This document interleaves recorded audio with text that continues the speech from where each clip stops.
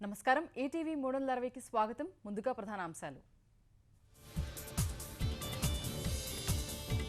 70వ స్వాతంత్ర దినోత్సవ ప్రత్యేక కార్యక్రమాలకు నేడు శ్రీకారం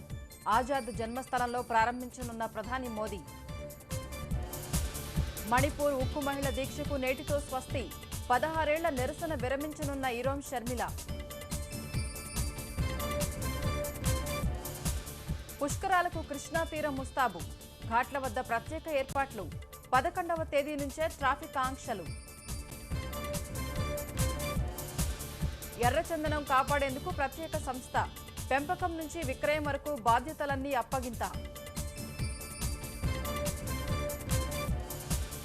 5 రాష్ట్రాలకు విస్తరించిన నయూం నేర సామ్రాజ్యం సోదాల్లో 1000 కోట్ల ఆస్తుల పత్రాలు లభ్యం నేడు రఘురామరాజన్ ఆఖరి ద్రవ్య పరపతి సమీక్ష కీలక వడ్డీ రేట్లలో యథాస్థితి కొనసాగించే అవకాశం